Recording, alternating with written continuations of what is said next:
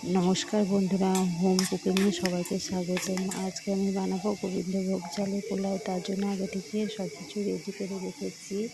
গোবিন্দভোগের চালের মধ্যে আমি হলুদ, লবণ, জিরে, আদা, লঙ্কা পেস্ট করে একসঙ্গে মাখিয়ে নিয়েছি। ভালো করে মাখানো হয়ে গেলে আমি এবার কড়াইটা গরম করে তার মধ্যে তেল দিয়ে দেবো। কড়াইটা গরম তেল দেওয়া হয়ে গেলে এবার আমি এর মধ্যে এলাচ, লবঙ্গ, দারচিনি, তেজপাতা দিয়ে দেবো। দেওয়ার পরে আমি ওটা ভালোভাবে নিয়ে নেব। সব উপকরণগুলো আমি এক এক করে কড়াইয়ে দিয়ে দেবো। আজকে আমি পোলাওটা সিম্পলভাবে বানাবো, বেশি টাইম না করে।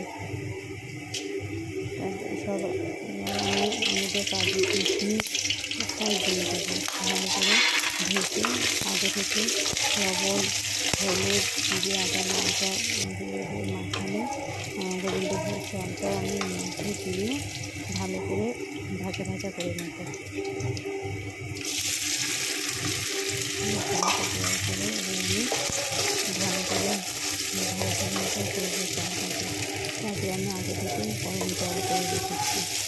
জলটা আমি যতটা চাল নিতে দিয়েছি ঠিক সেই জায়গাতেই আমি জলটাও দেবো। এক বাটি চাল দিয়েছি, এবার আমি ওই জায়গায় 2 বাটি গরম জল দেবো।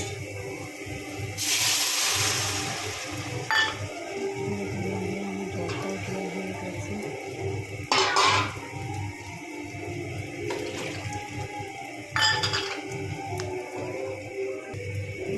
দেখেন এবার আমার জলটা দেওয়া হয়ে গেছে। এবার লবণটা আমি আগে দিয়ে রেখেছি। এবার আমি চিনিটা ওর মধ্যে দিয়ে দেবো। এবার মিষ্টিটা আপনারা যেমন খান সেই পরিমাণে দেবেন। আমি একটু বেশি মিষ্টি দিচ্ছি। এবার চিনিটা দেওয়া হয়ে গেলে এবার আমি এটা ঢাকা দিয়ে দেবো।